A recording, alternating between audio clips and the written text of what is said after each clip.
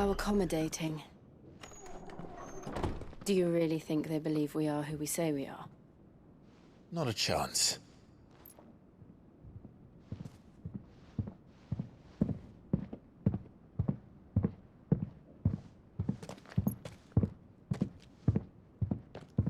Right, I guess. My uncle believes we're imposters here to rob him. And means to string us up himself.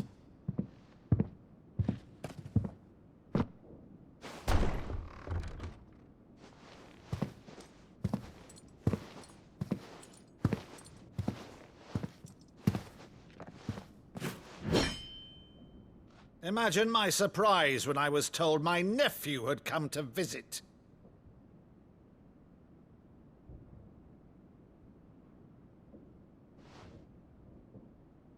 Clive Rosfield died long ago. And for uttering his name here, you shall pay with your tongue!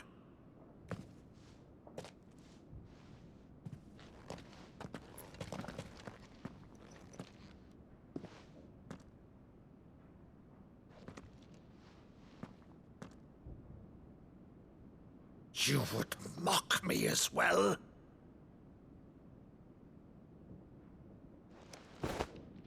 It is I, Sir Crandall of Camelot, loyal servant to Her Serene Holiness, Saint Sybil the Unshod.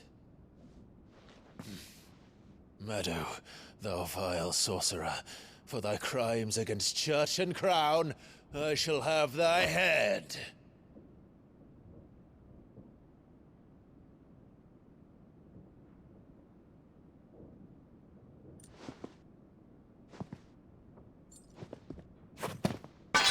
Curse thee, infectious flax wench. Even in death, must thou plague me still?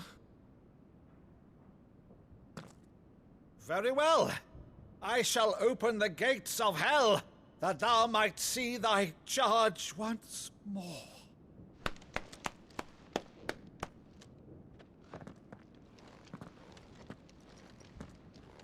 Bravo, Uncle. You're still the finest Maddo in the twins. Oh, Clive, my dear boy, it's really you.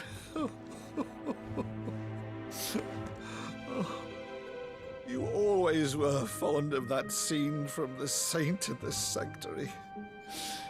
Never did let me play Sir Crandall.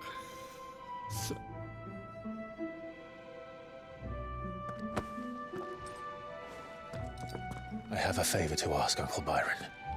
Rutherford, inform the kitchens. There'll be guests. We dine immediately. But, Uncle... You can't very well regale me with the tale of your miraculous preservation on an empty stomach. Go on, sit.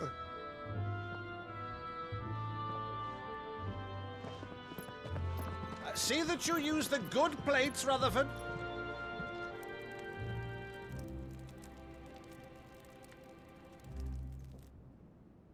So you arrived late to one of her cullings, did you? Since becoming Vicereine, Annabella has been a constant thorn in Rosaria's side, but these atrocities are a new low. Something has changed. Quite what, I don't know, but the woman we knew is gone, and a monster sits in her place. A monster. For better or worse, I've been charged with governing this town, and thus must maintain the illusion of obedience. That's all I can do to aid Wade and his merry band of revolutionaries. So he's told us. You have risked much for Rosaria. Our nation will be forever in your debt.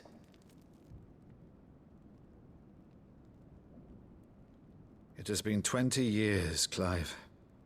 The nation your father and your forefathers fought to defend is no more. Perhaps it would be otherwise had I the courage of my brother.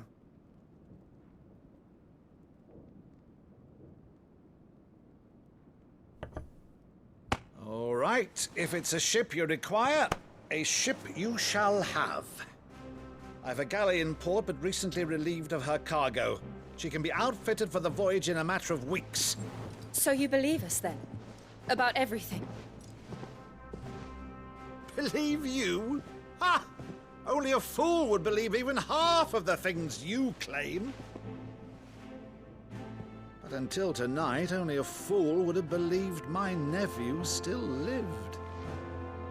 And besides, I have it on good authority that Clive is telling the truth. Whose authority? On your own, of course. You've always been a terrible liar. Is that true? It's not untrue. Let's say no more about it, eh? It wouldn't do to linger on my nephew's greatest failing.